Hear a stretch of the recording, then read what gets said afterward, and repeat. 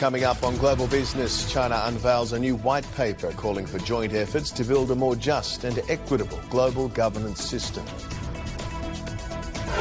China's Vice Premier He Lifeng says China will continue its financial opening up, pledging broader institutional measures toward that effort. And US President Donald Trump has met with fellow G7 leaders in France, discussing the preliminary US-Iran peace agreement. Trump strongly criticised Israel, saying far too many people have been killed.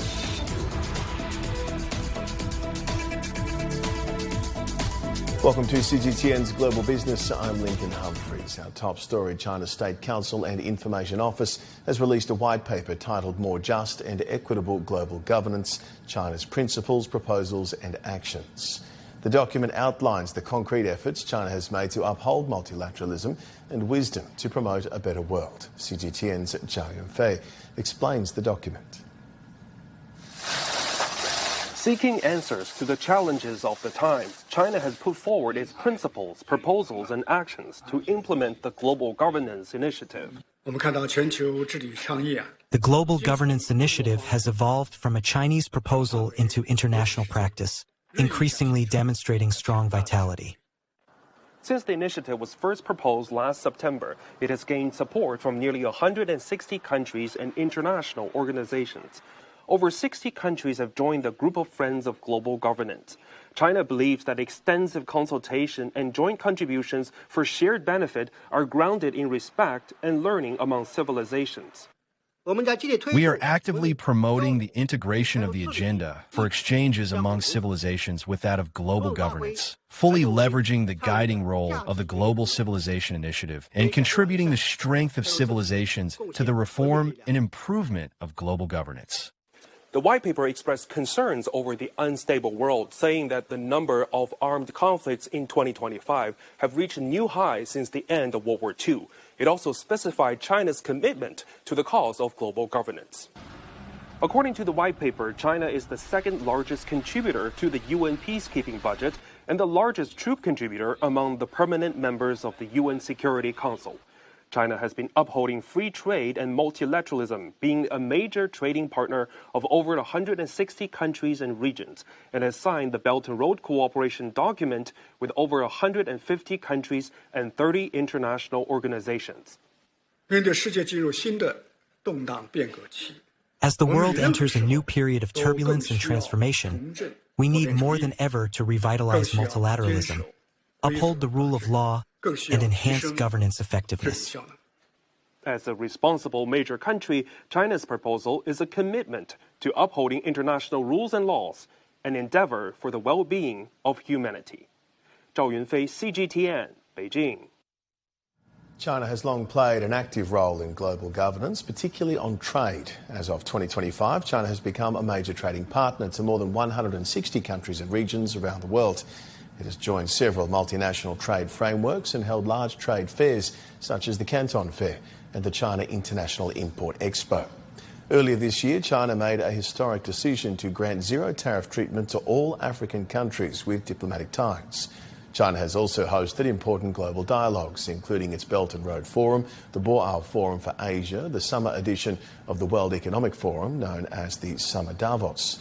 In supporting Global South development, China headquarters the New Development Bank that aims at mobilising infrastructure funding for BRICS nations and other developing countries.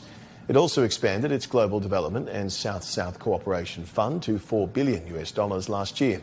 Diplomats and top officials say China's Global Governance Initiative offers a cooperative framework for the Global South amid challenges and crises.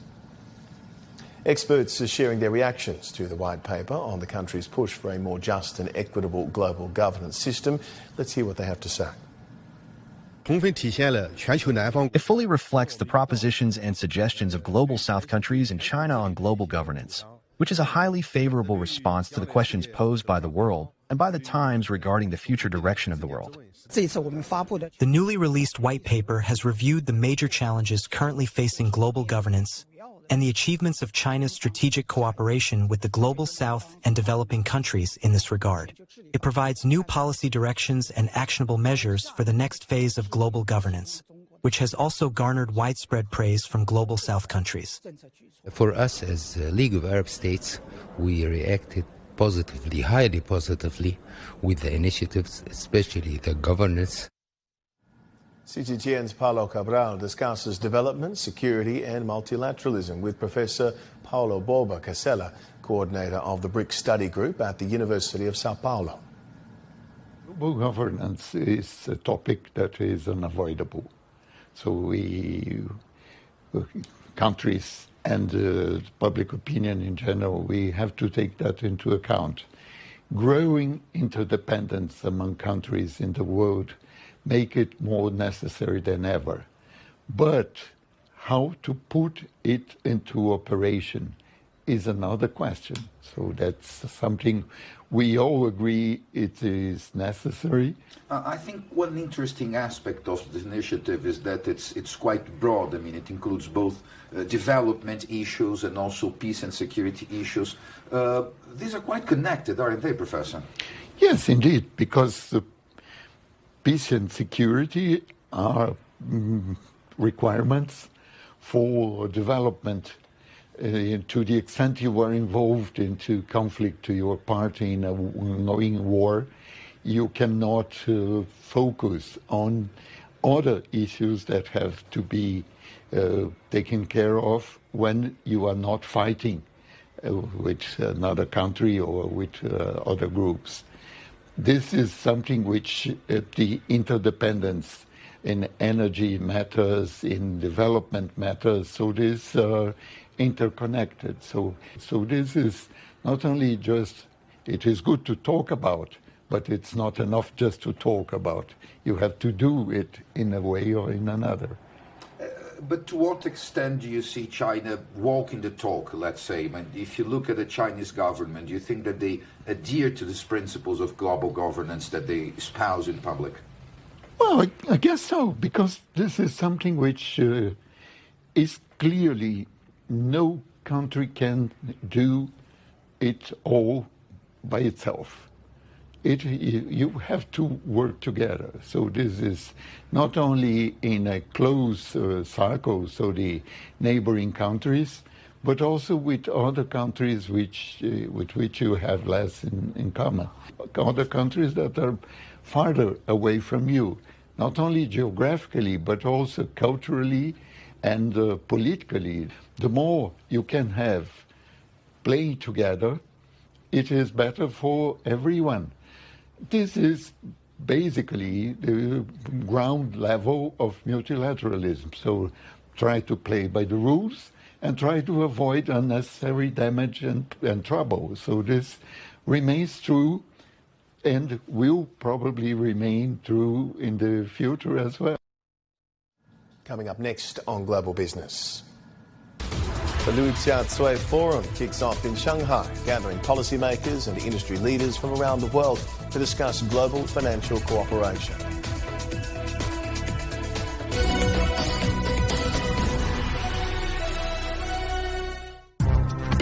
Supply chains. How China and the world are working together to make them more resilient than ever. Closing gaps across links.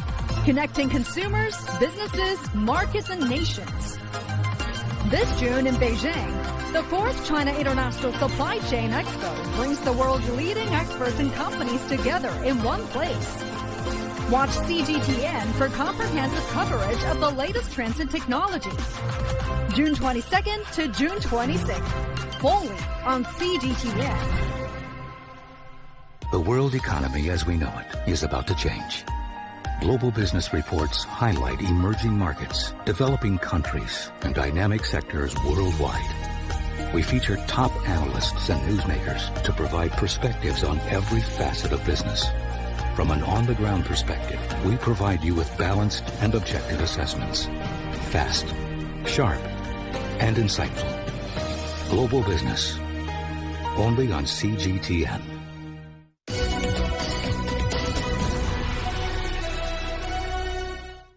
The 2026 Liu Jia Forum, one of China's most influential annual financial conferences, has kicked off in Shanghai. The two-day event gathers more than 70 financial policymakers, regulators and industry leaders from around the world to discuss financial cooperation under the Global Governance Initiative.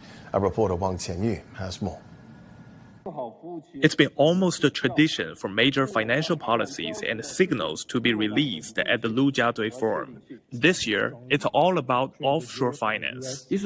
We will support Shanghai in pioneering offshore finance, and we will launch a new action plan soon aimed at building an offshore financial system that matches the city's status as an international financial center. We will pilot businesses including offshore trade financing, bonds, reinsurance, and RMB trading, while expanding related products and improving the regulatory framework. The forum is jointly hosted by China's central bank, financial regulators, and the Shanghai municipal government. On one hand, officials called for stronger regulation and tougher action against market misconduct. On the other, they pledged to further open up China's capital markets. We will further develop a multi-level financial market system, including technology-focused segments in both equity and bond markets. By expanding financial products and improving market inclusiveness, we aim to better serve companies of all sizes and stages of growth, strengthen support for technological innovation, and attract more long-term investment into capital markets. During the forum, participants will also explore how technology is reshaping the financial sector, from innovation in financial services to building stronger support systems for the real economy. Organizers say the goal is to generate new ideas for global economic development, financial stability, and future cooperation at a time when countries are navigating an increasingly complex global economic landscape. Wang Tianyu, CGTN, Shanghai. 26 overseas financial institutions have signed a deal with the ECNY Centre International to become the first direct participants in the digital yuan's cross-border settlement system. The deal will allow these financial institutions to directly access the cross-border ECNY transfer services, a 24/7 intelligent digital payment services system designed for both on-chain and off-chain scenarios. It'll help financial institutions reduce the settlement period from several working days to just a few hours. The 26 financial institutions' operations cover countries including Singapore, Qatar and Brazil, and regions such as Hong Kong and Macau. The 7th Qingdao Multinational Summit, which brought together global industry leaders, is drawn to a close. This year's conclusion coincided with the fresh release of a landmark report on China's contribution to global governance reform, a topic that dominated discussions on the floor. Against a backdrop of rising global protectionism and shifting supply chains, attendees increasingly view China's upcoming 15th five-year plan and its commitment to institutional opening up as a crucial economic stabiliser. By championing rules-based multilateralism and driving tangible development initiatives, China is not only creating predictable market opportunities for multinationals, but also effectively amplifying the voice and developmental priorities of the Global South. If you look at our renewable energy in all of those countries we're in, 99% of the renewable equipment was purchased from China. And if you look at our projects, we have almost 110 projects around the world. Almost half of them were done by Chinese EPCs. So China's engineering excellence, China's quality and efficient delivery of projects, coupled with Aqua's strong presence in those countries and long-term operation reliability, I believe helped us a lot. It's thanks to the Belt and Road. We continue to bring higher and higher quality projects, more and more efficiency to those customers in those countries. China has been a leader in the discussions within the global trading system and in the WTO on trying to maintain open, transparent, rules-based trade. Because without the rules, it may not be great, but without them, it will be worse. So let's try to fix what we have and not simply destroy it. And I think where China is now is that it can play that significant role in helping to keep the process open, keep it transparent, continue to push on the investment facilitation, on the e-commerce platforms, on the need for development. I think China has been one of the countries that has been most open and most interested in advocacy for the development dimension in the WTO. Beyond the global south, as China and Germany deepen cooperation across key sectors, including automotive, chemicals, machinery manufacturing and the circular economy, German companies are weighing growth opportunities against challenges arising from trade tensions and geopolitical uncertainty. Our reporter Bi Ran spoke with Michael Kern, the Executive Director for East China at the German Chamber of Commerce in China, about the bilateral business environment and the competitiveness of German firms in the Chinese market. Thanks for joining on CGTN, Mr. Kian. We know following German Chancellor Merkel's successful visit to China in February, the China-Germany relations have entered a new phase. What positive signals do you think this high-level engagement sent to German companies in China? And what new opportunities in economic cooperation are most worth noting? I completely agree, and these high-level political visits are much appreciated, especially also by the German companies active here in China, because they show the possibility to optimize economic framework, circumstances for doing business here. It was a beginning of a couple of series of political visits, and this is also perhaps an interesting momentum to arrange also a round table for investing in Germany, where also Chinese companies had the possibility to showcase and to present their business model. So this emphasized that, of course, Germany is interested in a continued dialogue. Amid growing trade protectionism tendency in the EU, German companies have long been deeply invested in Chinese market. So how do you evaluate China's strategic value in this context? And how do these factors influence German companies' willingness or capability to invest or expand in China? Yes, first of all, and it's very important that you mention that German companies are very often or almost all the time interested in long-term investments, long-term relationships.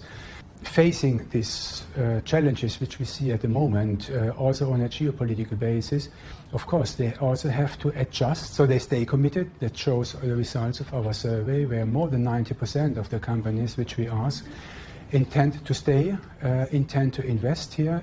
They also intend to diversify, and this is a kind of risk management they are implementing now to face these challenges which we see worldwide concerning, let's say, rising tariffs, concerning geopolitical uncertainty. But at the end of the day, they base their investment and their economic activities on fundamental economic data. They are going to invest, they're going to stay. And more than 60% of them also will invest and are going to invest in the future in order to stay competitive, to deliver products for the Chinese market and partnering up more and more with Chinese companies, also potentially serving global markets. Still to come on Global Business.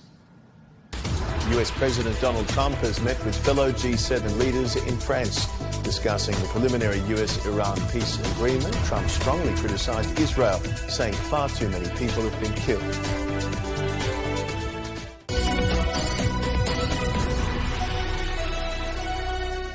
The world economy as we know it is about to change. Global business reports highlight emerging markets, developing countries, and dynamic sectors worldwide. We feature top analysts and newsmakers to provide perspectives on every facet of business. From an on-the-ground perspective, we provide you with balanced and objective assessments. Fast, sharp, and insightful. Global Business. Only on CGTN.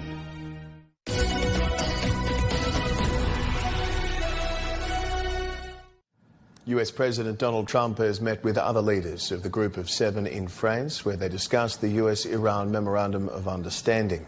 Trump strongly criticised Israel, saying it does not need to bomb entire apartment buildings in Lebanon to target Hezbollah militants. And far too many people have been killed. CNN's Jen Sullivan has the details. President Donald Trump meeting with world leaders on Tuesday at the annual G7 summit in France. One of the key discussions on the agenda, the U.S. and Iran agreement to end the war. But few details have been released about the exact terms of the negotiations, which is officially called a Memorandum of Understanding. Iran will never have a nuclear weapon. and it says it loud and clear. They're not going to develop it. They're not going to buy it. They're not going to do anything with it. Without me, there would be no Israel, because no other president was willing to do what I did. I've had a great relationship with Bibi, but now Bibi has to be more responsible with respect to Lebanon. It's been more than 100 days since U.S. and Israeli forces first launched strikes on Iran. Since then, the U.S. and Iran have tried several times to reach a peace deal. All along, Iran has demanded Israel withdraw from Lebanon. Yet over the weekend, Israeli forces were striking Lebanon's capital city, Beirut. An Israeli source telling CNN that Israel asked to see the terms of the agreement with Iran, but was denied. Perhaps Israel would oppose many aspects of this deal. We don't know the final draft yet. Meanwhile, back in the U.S., many leaders are frustrated that details of the agreement are not being shared with Congress. Trump did tell reporters at the summit that he would send it.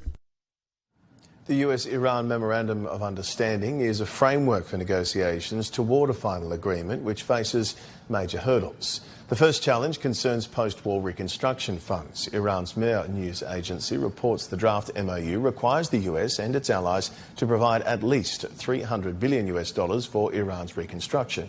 Trump says the US will not put any money into Iran. US Vice President J.D. Vance says the amount will be funded by private firms from the US and Asian and Gulf Arab nations. The second disagreement is on the timing of the release of frozen Iranian assets. Iran says the draft MOU requires the release of $24 billion during the 60-day negotiations, with half of that amount made available before talks begin. But US officials say the frozen assets will be dispersed only after Iran fulfills its commitments. The third sticking point is on navigation through the Strait of Hormuz. Iran's MOU draft says the crucial waterway will be reopened within 30 days and service fees will be collected. But President Trump says the Strait of Hormuz will be fully opened on June 19th, toll-free. The chief of the International Energy Agency says unconditionally opening the Strait of Hormuz to Gulf tanker traffic is essential to ending the current energy crisis. IEA Chief Fatih Birol told the press on Tuesday that the single most important solution to this problem is to fully and unconditionally open up the Strait of Hormuz to shipping. The newly announced peace deal between the United States and Iran has called for the strait to be opened, but the two sides are reportedly divided on the future management and toll fees through the strait. The IEA also specifically suggested that Southeast Asia should carry out a structural reform regarding energy supply, reducing its reliance on oil and natural gas shipped through Hormuz. The IEA warned that the cost of fuel import in the region could triple from 2024 to 2035 based on the status quo. While a US-Iran truce deal raises hopes for an end to the conflict, Japanese car painters face deepening losses from paint and thinner shortages, with one Tokyo shop warning that even a return to normal shipping may come too late to save squeezed repair businesses. The supply of white pearl is pretty tight. We finally got another bottle in yesterday, the first in 2 weeks. If we have to turn customers away, sales drop, and we don't even know when it'll be back in stock. It's possible the company might end up in the red. I've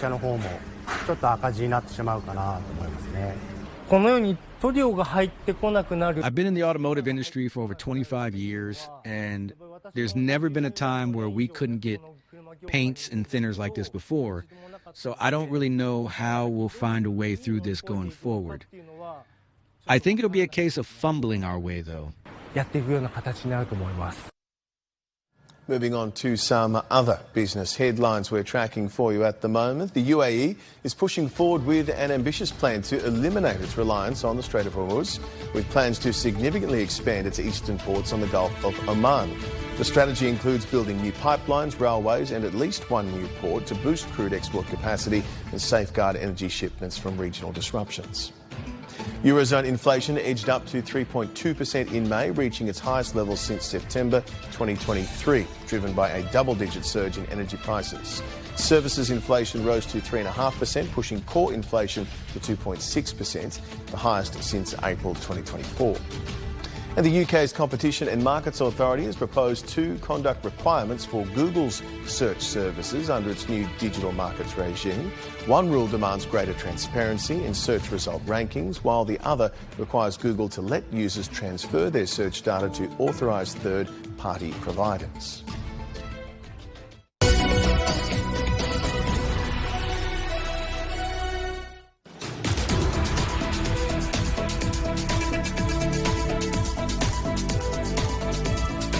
To the World Cup, many football fans in China are watching the Cup on their smartphones. Social media company Xiaohongshu, also known as Red Note, has an agreement to show the tournament's matches. Our correspondent Siobhan McCall has the details. Hongshu users are able to watch all 104 matches at the World Cup for free. The social media app has a sub-licensing agreement with the rights holders China Media Group.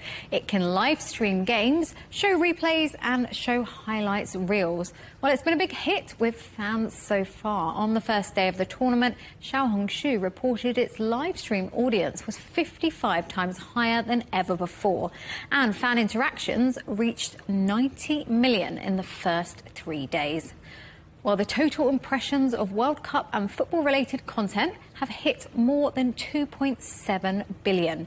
Xiaohongshu has traditionally been a lifestyle platform, with beauty and cosmetics the largest category on the app, and most of the users are female. But more gaming and sports content is helping to attract more male users to the platform, and they make up around 60% of the World Cup live stream views. The app was already growing in popularity with football fans. Its user base interested in the sport has reached more than 100 million in the past 12 months, whilst discussions related to football content more than doubled year on year. And as well as increasing Xiaohongshu's daily active users, the World Cup live streaming is also part of a trend towards digital-first viewing. The time difference with North America means fans in China are more likely to watch at home and dip in and out of games. I'm off to watch some replays on Xiaohongshu. That is it for this edition of Global Business. I'm Lincoln Humphreys in Beijing. You've been excellent company. We'll see you next time. Goodbye for now.